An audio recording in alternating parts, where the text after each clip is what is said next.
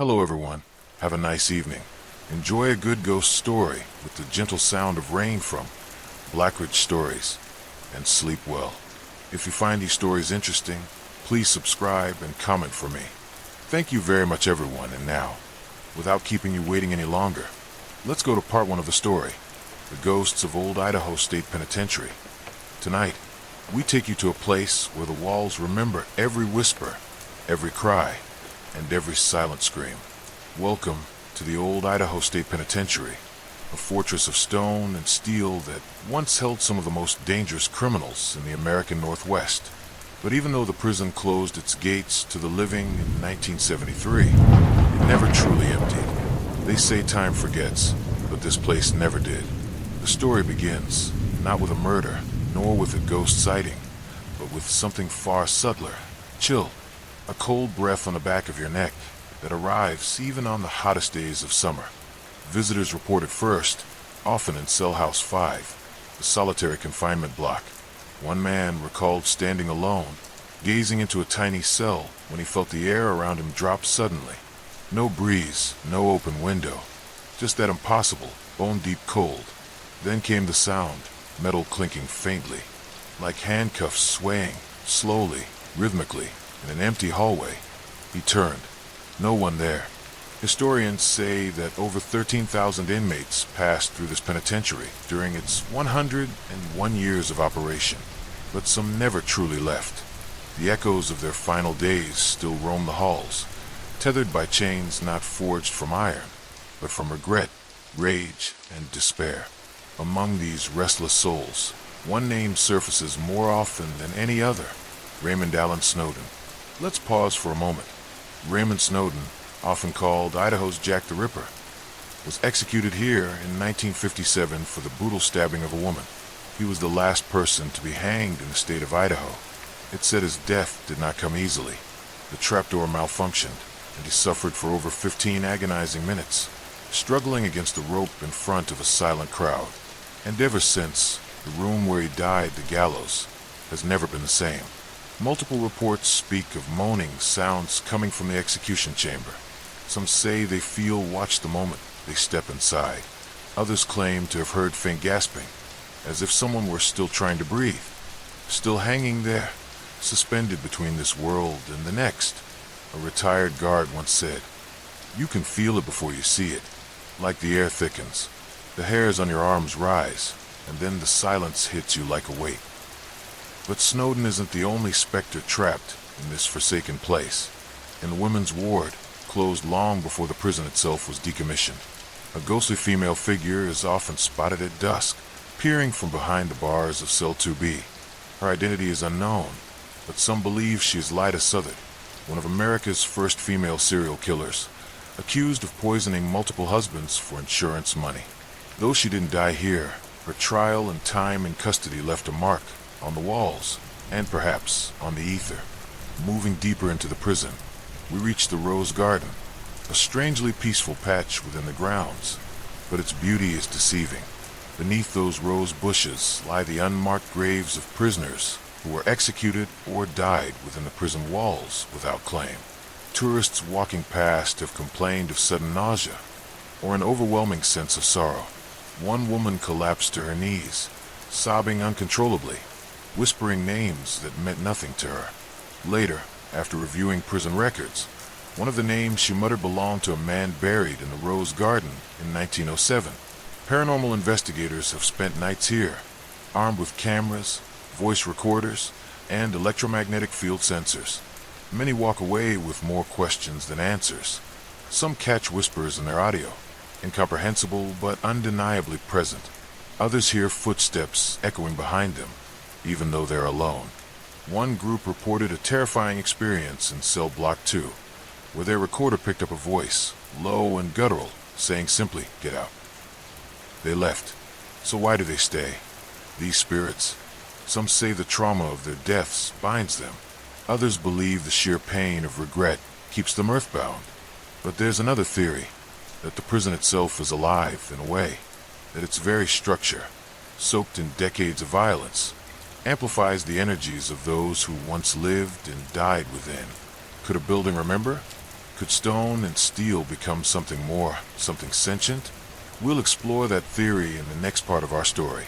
But tonight, when you turn off the lights and find yourself lying in the silence, think of the Old Idaho State Penitentiary. Think of the footsteps in the hallway, the moan beneath your floorboards, the whisper that isn't quite the wind. And ask yourself one question. If these walls could speak, would you dare to listen? Let's move on to part 2 of the story. The man's ghost on the Wallace Bridge. Tonight, we leave behind the cold stone walls of the penitentiary and step into a quieter place. Quieter, but no less haunted. Just off the beaten path in the sleepy town of Wallace, Idaho, there's a bridge not many people talk about. A simple, rusted overpass, stretching over the still waters of the creek below. Its name isn't carved into any plaques or tourist maps, but the locals know it as the bridge where he walks. They say, if you cross Wallace Street Bridge late at night, especially around 3 a.m., the so-called thin hour, you might catch a glimpse of him. A man in work clothes, old-fashioned and stained with dust, standing silently near the middle of the bridge. He never moves. He never speaks. And if you blink, he's gone. The legend dates back to the 1950s, when Wallace was a mining town on the rise. According to town records, the bridge was being renovated in the summer of 1953. Several men were hired to reinforce the structure, laying down new beams and supports. Among them was a quiet, hard-working man named Thomas Ray Mallory. Thomas was known to be meticulous, never late, never complained. He had a wife, a baby girl, and dreams of saving enough money to move them out of Wallace, away from the mines, away from the danger. But on a humid afternoon in August, something went terribly wrong. The workers were installing a large metal support under the bridge. Thomas, being the smallest man on the crew, was tasked with securing bolts from underneath. According to witnesses, there was a sudden shudder, a groan from the structure, then silence, and then a splash. They rushed to look over the side, but all they saw was bubbling water below. No sign of Thomas. His body wasn't found until 2 days later, a mile downriver. His skull was cracked. His hands were shredded from trying to grab hold of something, anything, on the way down. The accident was ruled as workplace negligence. The company paid a quiet settlement to his widow, and the town moved on. The bridge was finished, the road was paved, and traffic returned to normal. But something stayed. The first reports came from a night shift worker at a nearby diner. He was taking out the trash around 3:15 a.m. when he saw a figure on the bridge, a man motionless, staring into the dark water, thinking it was a drunk or someone trying to jump. The worker called out. No response.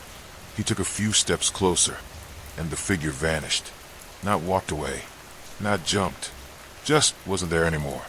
Since then, dozens of sightings have occurred, all eerily similar. I saw him clear as day. One man wrote in a local forum, blue coveralls, steel-toed boots, just standing there, and when I blinked, he was gone. Another witness, a tourist driving through Wallace, claimed her car stalled the moment she reached the center of the bridge. She got out to check the engine, frustrated, when she felt a tap on her shoulder, but no one was there. Then, out of the corner of her eye, she saw a man leaning against the guardrail, just watching. When she turned, nothing. Skeptics chalk it up to fog, exhaustion, or the mind playing tricks in the early morning hours. But local authorities have stopped dismissing the claims entirely. Even one former officer, under the condition of anonymity, admitted, "We've gotten more than our fair share of calls about that bridge. And I'll tell you, something about that place doesn't feel right at night. It's like it remembers." Paranormal investigators have visited Wallace Street Bridge on multiple occasions. EMF detectors have shown unexplainable spikes in the exact center of the bridge, right where Thomas was said to have fallen. Infrared cameras have caught brief flashes of silhouettes no one saw in person. Audio recordings pick up a strange, rhythmic clanking, like tools striking metal. Over and over, one investigator said she heard breathing, shallow, panicked breathing, right beside her, but no one else was near. What's more disturbing are the dreams. A few people who've walked the bridge at night report nightmares for days afterward. In each dream, They're falling over and over, hearing rushing water and feeling something grab at their ankles from below. Some even wake up with mud on their shoes, though they swear they went straight home. Is it possible that Thomas's pain, his fear, his unfinished life left a mark not just on the bridge, but on the people who cross it? And why does he appear only to some? Locals say that if your heart is heavy, if you're lost, grieving, or carrying regret, he'll show himself, not to harm you, but perhaps because he sees a reflection of his own sorrow. Or maybe he's still waiting for someone to save him. As we end this part, ask yourself, what would it be like to relive your final moment every night for eternity? To stand on a bridge, staring down into the waters that claimed your life, hoping someone might notice you and remember? Tonight, if you find yourself near a quiet road, and you hear the sound of metal against stone, or see a figure on a lonely bridge, don't look away too quickly, because he may already be looking back. Let's move on to part 3 of the story, the haunted house in St. Mary's. There's a town tucked away in the deep woods of northern Idaho, a quiet place where time moves a little slower and the pine trees whisper when the wind passes through. That town is called St. Mary's, and on the outskirts of it, down a forgotten road no longer marked on most maps, sits a house that no one wants to live in. Locals call it the Whisper House. They say the house was built in the early 1900s, once belonging to a wealthy timber merchant and his young daughter, Eleanor. It was meant to be a dream home. 2 stories, white columns, wraparound porch. But the dream didn't last.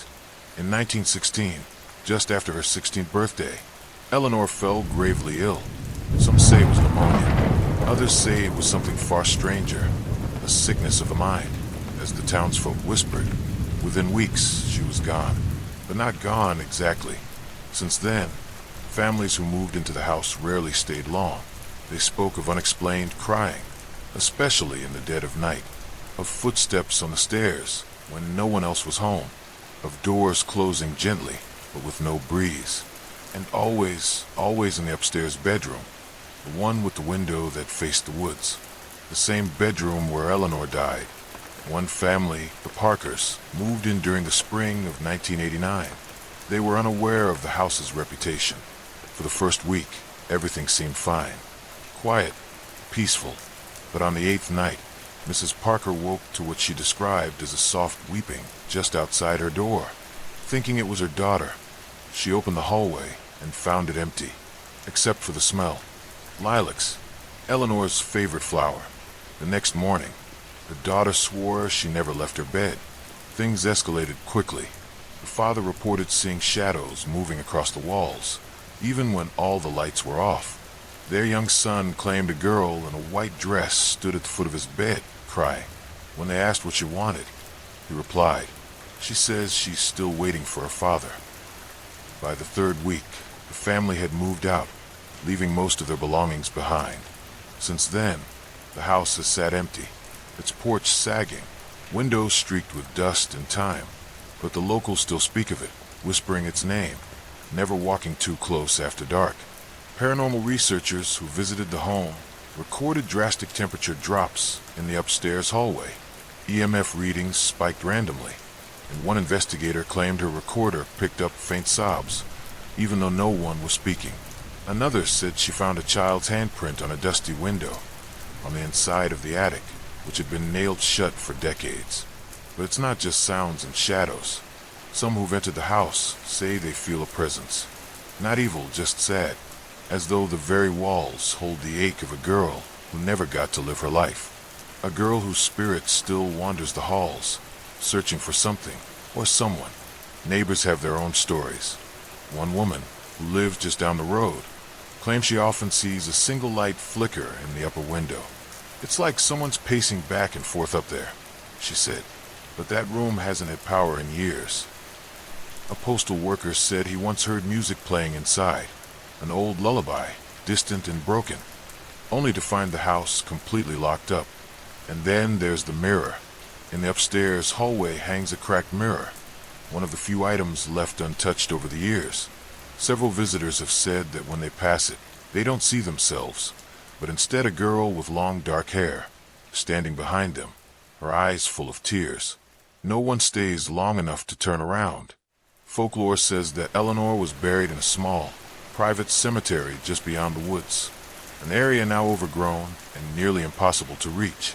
Her grave marker is said to be simple, nearly erased by time, but people claim if you visit it under a full moon and whisper her name 3 times, you'll feel a cold hand brush yours, a quiet thank you, or a plea not to forget her. So why does she stay? Some believe Eleanor's father never returned home the night she died.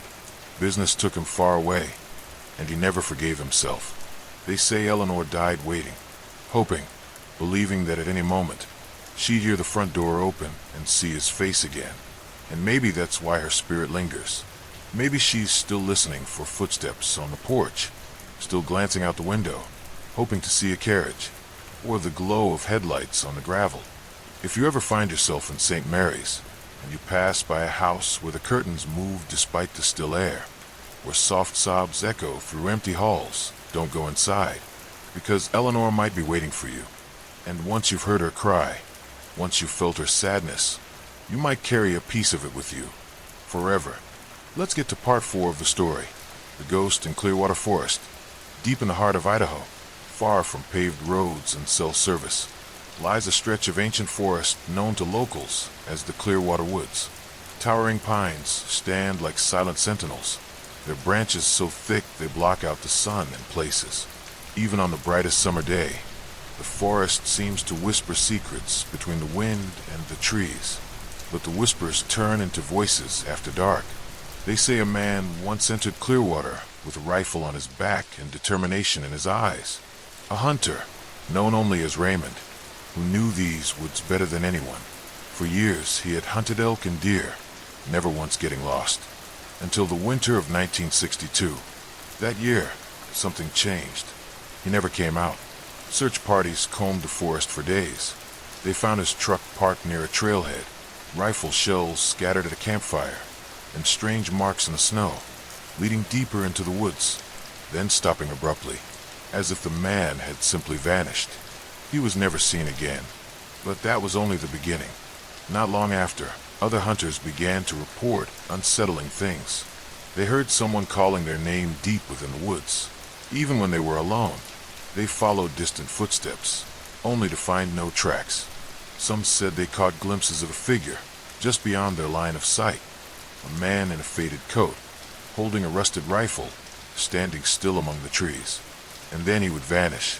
Campers and hikers tell similar tales, that they'd be walking alone and suddenly feel they were being watched, or worse, followed.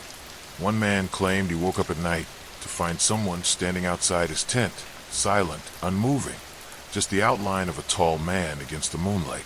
When he unzipped a flap, there was no one there, but the ground bore a single boot print. Locals believe Raymond's spirit never left the forest. Some say he became part of it, that in his final moments, lost, cold, desperate, he cried out for help, and something else in the forest answered, and took him. Paranormal enthusiasts have explored Clearwater in hopes of capturing evidence. One team set up trail cameras deep within the woods. What they found chilled them. Images of a figure appearing between trees, tall and motionless, watching the camera with glowing eyes, though there were no animals nearby to reflect light. Their audio logs picked up whispers. Some of them were clear. One name, repeated over and over, Raymond. The most terrifying reports come from those who ignore the warnings. One hiker, Sarah Myers, ventured in alone during early fall. She told friends she wanted solitude, a break from city life. She never returned. When a rescue team found her 10 weeks later, it was torn, as if something had slashed through it from the outside. Her belongings were untouched, except for her journal, left open on the last page. She had written only one sentence. He keeps calling me by name. People who have entered Clearwater and come back often do so changed. They speak less. They don't sleep well. Some even refuse to go near trees again.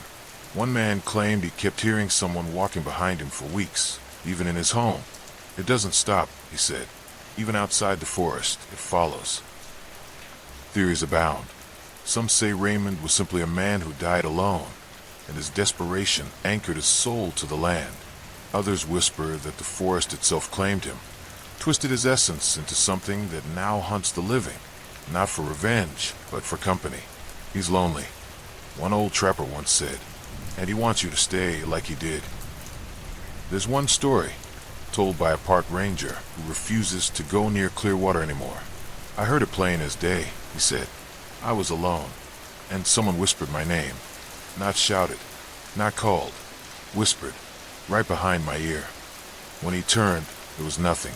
No wind, no birds, no footsteps, just silence, and cold.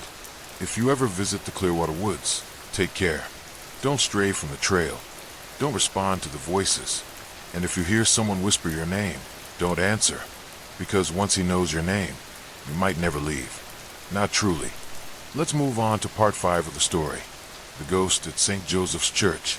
In the quiet town of Idaho Falls, tucked between tree-lined streets and modest neighborhoods, stands the St. Joseph Catholic Church, a Gothic-style structure built in 1891. Its tall steeple and arched windows casting long shadows at dusk. To many, it's a place of worship, peace, and community. But to those who have spent time inside its stone walls after sunset, it is also a place of mystery and fear. They say the church is haunted, and not by legend, by experience. It begins subtly, a door creaking open when the building is empty, a candle blown out in the stillness, a soft rustling in the pews when no one is sitting there. But then it becomes harder to ignore. A former custodian, Thomas Larrabee, worked at St. Joseph's for over 15 years. He always arrived early and left after dark. In interviews, he recalled hearing footsteps echoing across the nave when he was alone. One night, he said, I heard someone weeping a woman. I checked the confessional. Empty. I checked every pew. Nothing. But the sound kept coming, as if it was moving and getting closer. Thomas eventually quit. He told the priest, whatever's in there, it doesn't want to be ignored anymore. Parishioners have had strange encounters too. A woman lighting candles for a late husband claimed she saw a shadowy figure kneeling at the altar, head bowed in prayer. She stepped forward, thinking it was another churchgoer, but as she approached, the figure vanished completely, leaving behind a faint scent of roses and incense. In the choir loft, organ music has been heard playing, soft, mournful melodies, even when the organ is unplugged and the room is locked. One priest, who asked to remain anonymous, admitted to seeing figures during midnight prayers. There were shapes in the aisles, human outlines, watching. They didn't move, but I felt surrounded, as if I wasn't the one watching, but the one being watched. Local legends offer few explanations. Some believe the ghost is that of a young nun, Sister Bernadette, who reportedly died in the rectory during the 1930s. Her death was ruled accidental, a fall down the stairs, but whispers say she may have been pushed, possibly due to a scandal no one dared discuss at the time. They say her spirit never left the church, and every now and then, if you stand alone in the back pew, you might hear the faint rustle of a habit moving beside you, or a gentle hand brushing your sleeve. Other stories focus on the old baptismal font near the entry. A family claimed that while attending a small wedding ceremony, the baby began screaming uncontrollably near the font, only calming once they left the building. The priest blessed the child, but as he did, the cross above the altar fell from the wall, narrowly missing the groom. There's also the matter of the basement crypt, a sealed chamber once used for storage of old relics and records. No one is allowed down there anymore.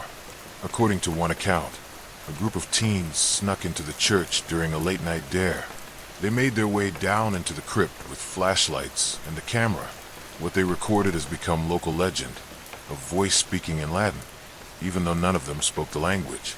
The recording also captured the sound of chains dragging across stone, and a voice whispering the words, Domus mea, domus mortuorum. My house, the house of the dead. The church never confirmed the footage was real, but those teens, none of them ever returned to St. Joseph's. One moved away. One stopped speaking entirely for months. Another took up constant prayer, claiming he had seen something staring at him through the stained glass window, though the church was empty. Today, St. Joseph's remains an active place of worship. Masses continue, bells ring, people pray, but there's always a certain hesitance, an unspoken agreement not to stay too long after dark.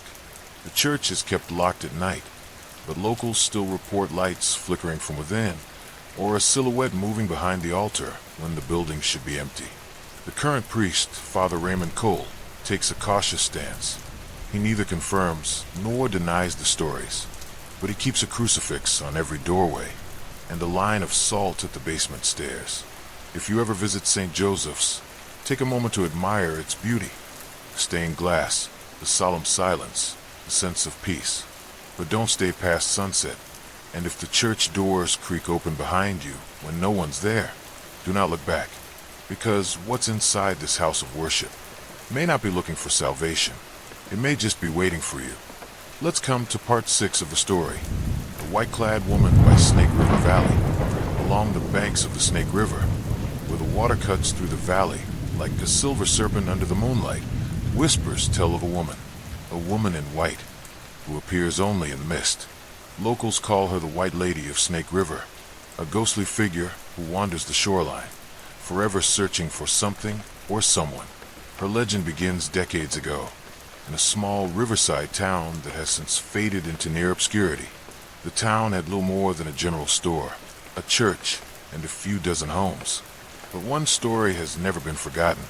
They say her name was Eliza, a quiet woman in her late 20s, known for her beauty and her habit of walking the river's edge alone. She would go there every evening, wearing a long white dress, and stand for hours, staring into the current. Some say she was waiting for a lover who never returned. Others believe she had lost a child in the river and returned each night, hoping to glimpse the soul she once cradled in her arms. Then, one night, she vanished. There were no signs of a struggle, no note, no witnesses, just a faint trail of footprints leading toward the river, and none coming back. Her body was never found.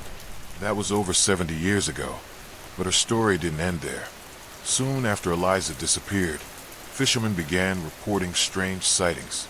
On misty nights, just before dawn, they claimed to see a figure in white standing on the rocks, motionless, watching the river.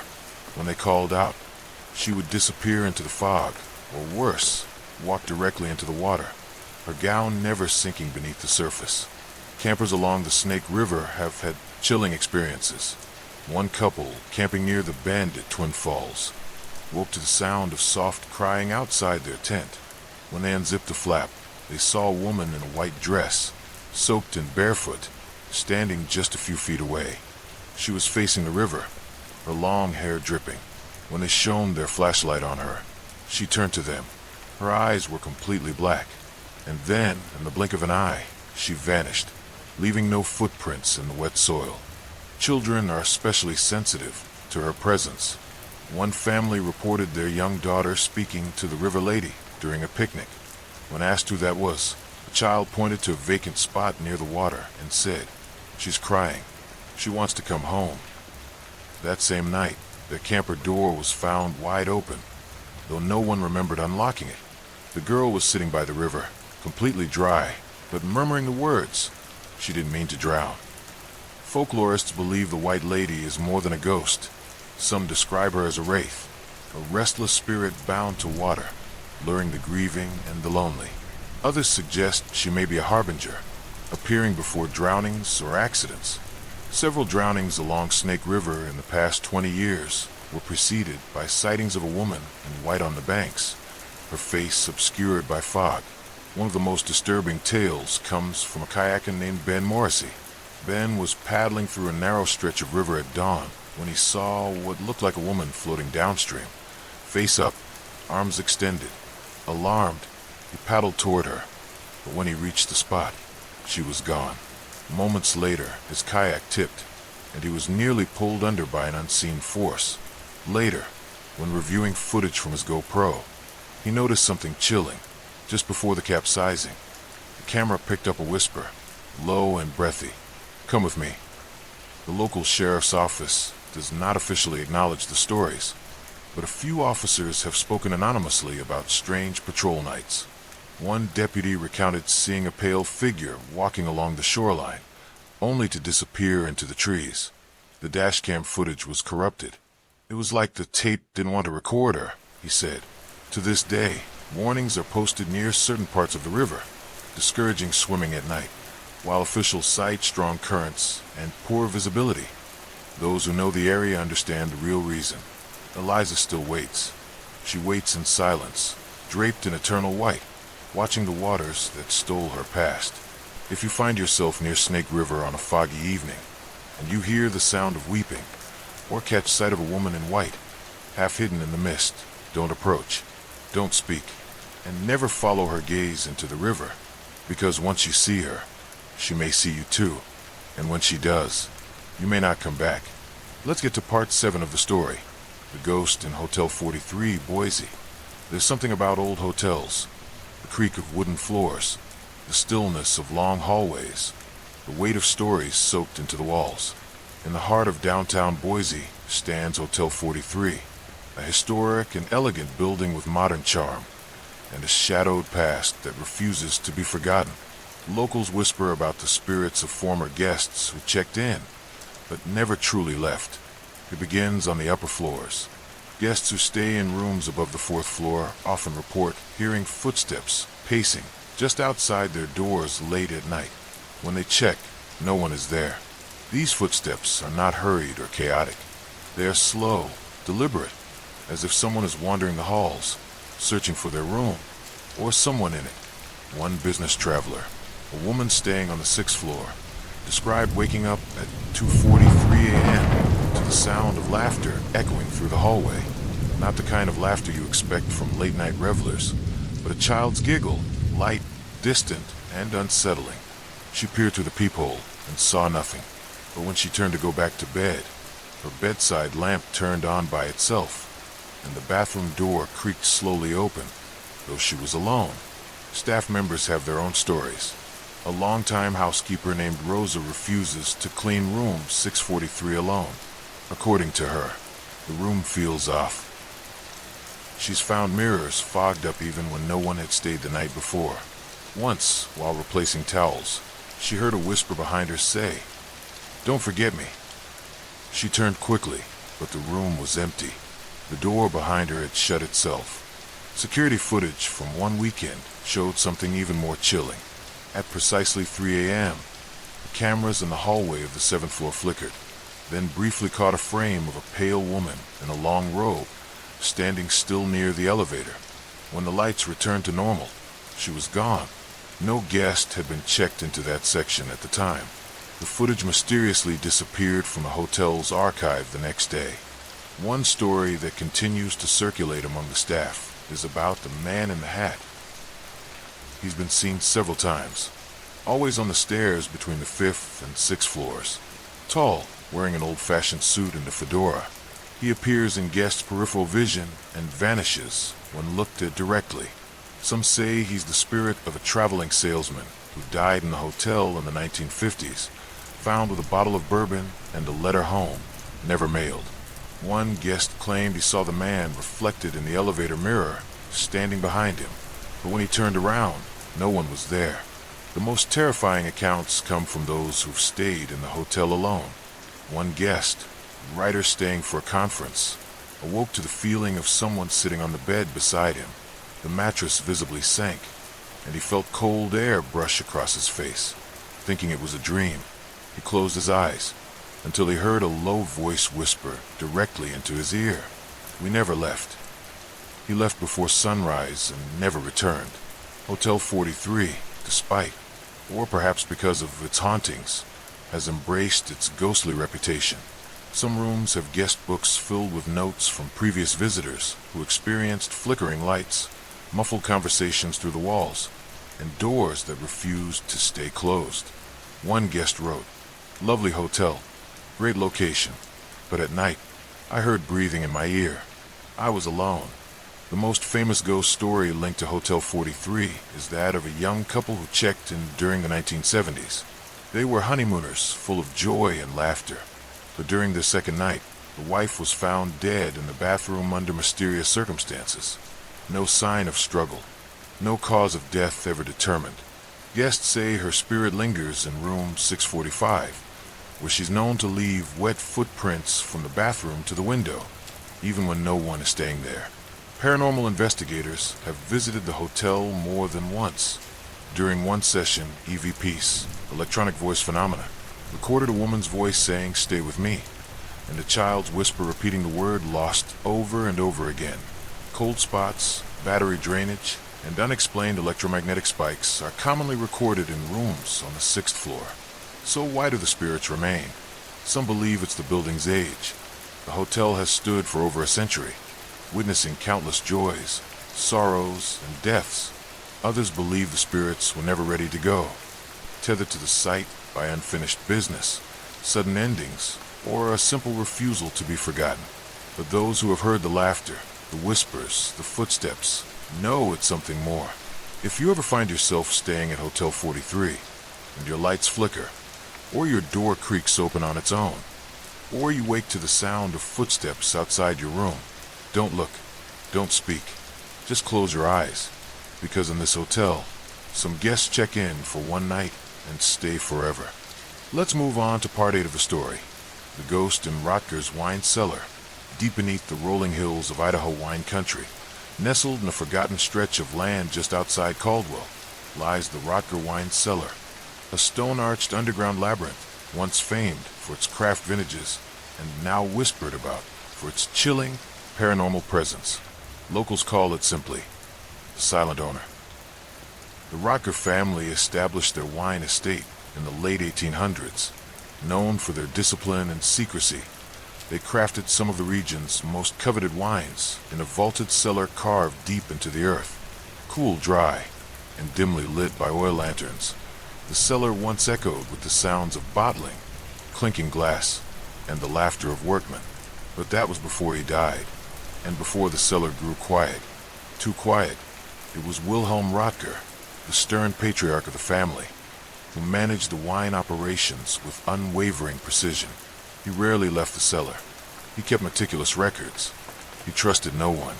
And some say he died there alone, locked inside during a free collapse, his final screams muffled by stone and casks of aging Merlot. Though his body was never found, the cellar was sealed, and the wine business halted abruptly. For years, the place sat untouched, until a restoration team, eager to revive the estate into a boutique tasting venue, reopened the cellar in the early 2000s. That's when the stories began.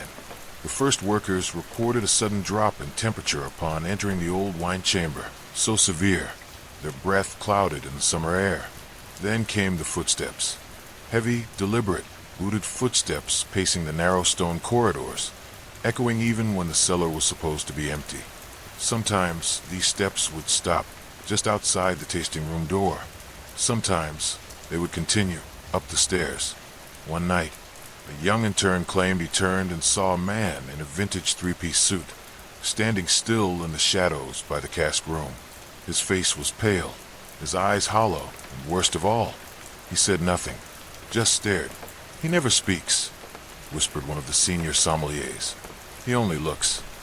And those who've looked back say they felt something pull at them, a pressure, a sinking feeling in their chest, like being dragged downward. A visiting wine critic described feeling paralyzed mid-sip during a private tour. He dropped his glass and felt as though someone was breathing down his neck. When he turned, he caught a glimpse of a pale hand retreating behind a support column. He left immediately. Later, reviewing security footage, staff spotted a man-shaped figure standing silently in the darkest corner of the tasting room, when no one had been scheduled to enter. One of the most disturbing incidents involved the aging barrels in the oldest section of the cellar. During a late inspection, a maintenance worker heard a knocking sound coming from one of the barrels, 3 sharp taps, then silence. When he leaned closer, he claimed to hear a faint voice muttering in German. He didn't speak the language, but the tone was pleading, sorrowful, and then angry. The barrel was emptied the next day, completely dry. Candles flicker for no reason in the cellar. Thermostats malfunction. Visitors report sudden feelings of dread, of being watched, especially near the old stone archway that leads to the original bottling room. Some even say they've seen Wilhelm himself, pacing with his hands behind his back, as if inspecting invisible workers. And then there's the chalkboard. Still mounted on the far wall of the main chamber is a slate used to track fermentation cycles and bottling dates. Every morning, no matter how many times it is cleaned, new markings appear. Numbers, names, short phrases in old German script. Once, the name of a guest appeared before they had even signed it. She left in tears after hearing her own name whispered aloud by an unseen voice while standing alone near the Riesling barrels. Paranormal investigators were eventually invited to the cellar. Their equipment immediately picked up EMF spikes and unexplained audio recordings, the most chilling of which captured a low, gravelly voice repeating one word: "Bleib." German for stay. One investigator fainted. Another refused to return. Some believe Wilhelm never forgave the world for forgetting him, for moving on, for sealing away the empire he built stone by stone. Others say he's guarding his secrets, unwilling to let his wine recipes or his hidden caches be discovered. But one thing is certain: his presence is not residual. It's intelligent, aware, watching. To this day, visitors to the restored Röttger wine cellar report mysterious sightings, shadows that move against the direction of light, wine bottles falling without explanation, and sudden gusts of air that carry the scent of tobacco and old oak. And then there are those who've looked into the mirror behind the tasting bar and seen not their own reflection, but a stern-faced man standing behind them, silent, unmoving, with cold, judgmental eyes. So if you find yourself touring the cellar, and you hear the footsteps, if the candles sputter out, if the air grows colder than stone should allow, don't turn around, don't speak, and whatever you do, do not look him in the eyes, because in the silence of the Röttger wine cellar, he is still there, waiting, watching, and he does not like to be disturbed. Let's move on to part 9 of the story. The ghosts in the old Lewiston SCH, the old school. House in Lewiston sits just beyond the edge of town, where the trees grow wild and untamed, and the streetlights flicker even when there's no wind. The building, now sagging with age and wrapped in ivy, hasn't held a proper class in over 50 years, but it is not empty. Not really. Locals speak in hushed tones about what lingers there. Some refuse to even walk past it after sundown, because they say, when the night is quiet and the air is still, you can hear children's voices, soft, distant, laughing, and sometimes crying. The school was built in 1908, 2 stories of red brick, with a bell tower that still stands crooked against the Idaho sky. It closed in the 1970s after funding dried up, and the building fell into disrepair. Since then, there have been stories, whispers, and a few people who went inside and came out changed. One janitor, hired in 1992 to prep the site for possible renovations, quit after just 2 nights. He said the desks moved when no one was there. He heard chalk scraping against a blackboard, though the room was empty and no chalk was to be found. And one evening, he swore he saw a girl standing at the far end of the hallway, wearing a tattered uniform, her back to him, until she vanished when he blinked. The townspeople say it's the children, not just one, several. According to legend, there was an outbreak of scarlet fever in the winter of 1926. 5 children died within a week, right in the school building, quarantined in the infirmary upstairs. No one talks much about it now. The school kept it quiet, they say, but the grief left something behind, something that never left. Visitors who dare to enter the school today often describe a feeling of being watched, especially near the second-floor classrooms. Some report hearing the faint tapping of typewriter keys, even though no typewriters remain in the building. Others mention hearing a recess bell ringing, echoing through the halls, a bell that was removed decades ago. A local photographer once entered school for a project on abandoned architecture. He took dozens of photos in quick succession. When he developed them, one shot showed a boy's face peering from behind a doorway, a face that hadn't been there when he took the photo. His camera jammed shortly afterward, and he never returned. There is a classroom on the east side, room 204, known now simply as the Laughing Room. Students who attended the school long ago claimed it always felt off. Cold, even in summer. In recent years, ghost hunters who visited the building placed audio recorders in that room.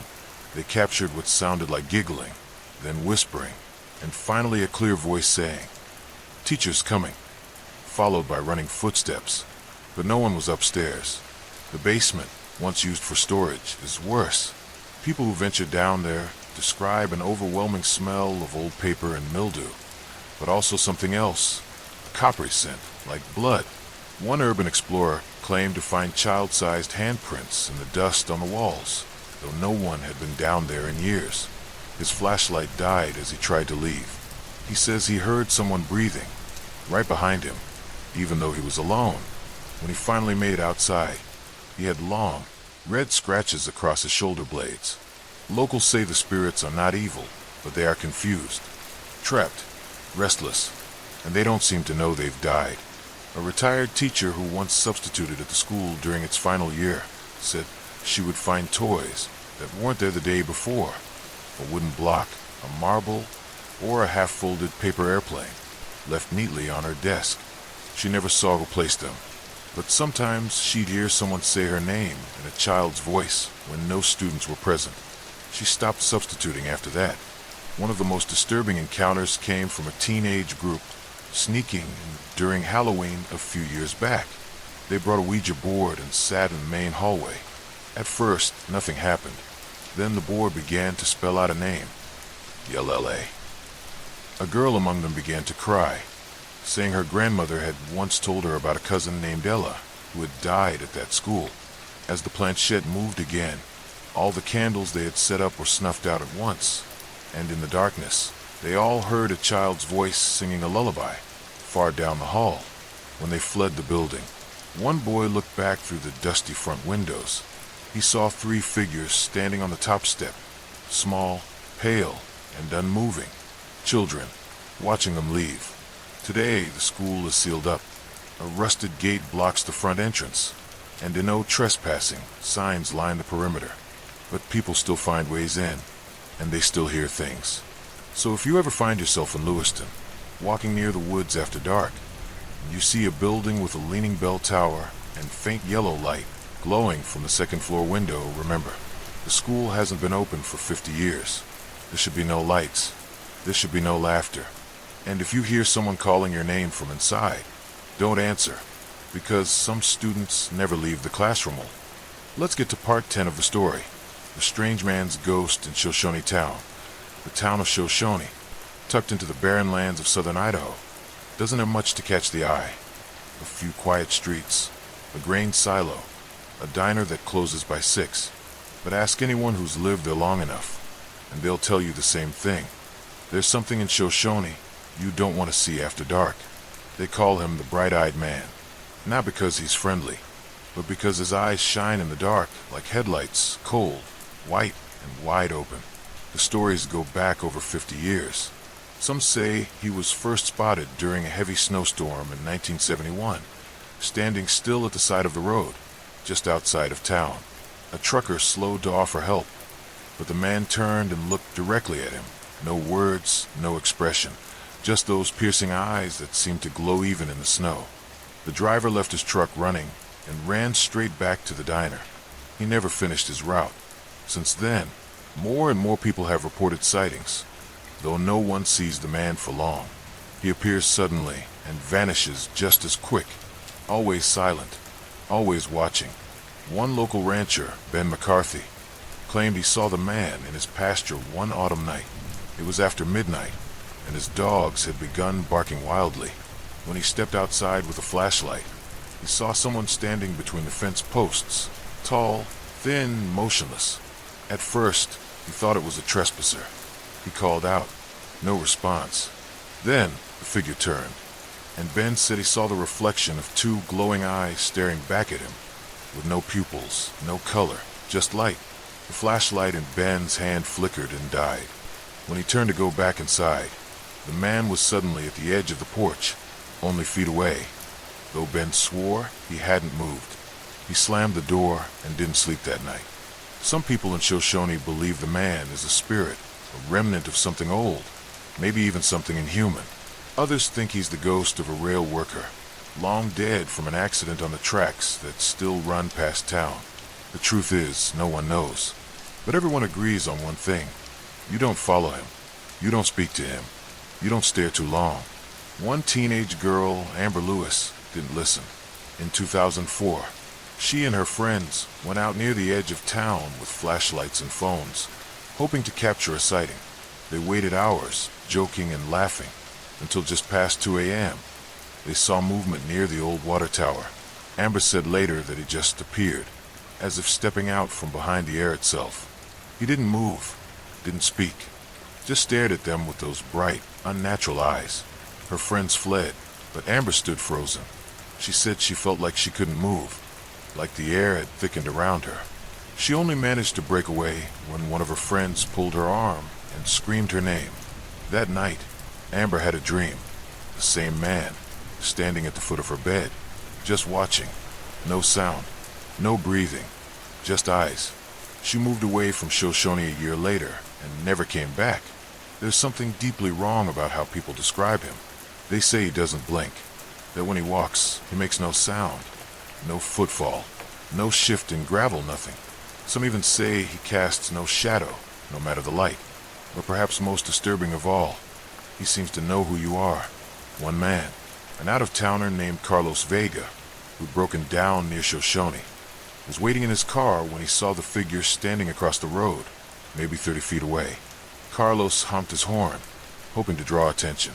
Instead, the man tilted his head slightly, then spoke.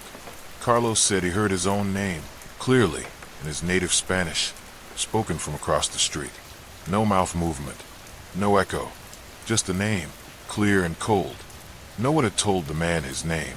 There was no one else around. The sheriff of Shoshone, Dan Holloway, tried to investigate. Over the years, he'd gotten enough reports, some frantic, some just eerie, that he finally set up motion-trigger cameras near where the sightings most often occurred. The cameras never captured anything.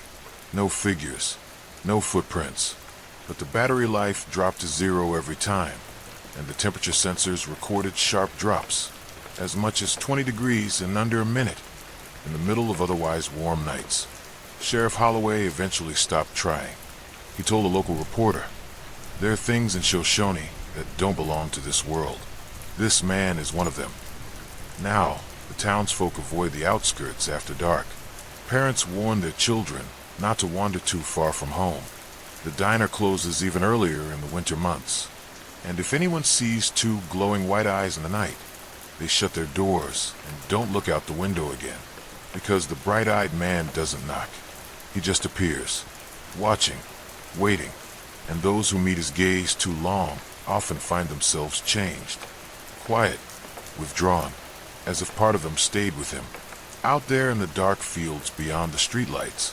So, if you ever find yourself passing through Shoshone late at night, and you see a tall man standing still under the stars, don't slow down, don't wave, don't speak, and whatever you do, don't look him in the eye, because his eyes might just look back, and they remember who you are.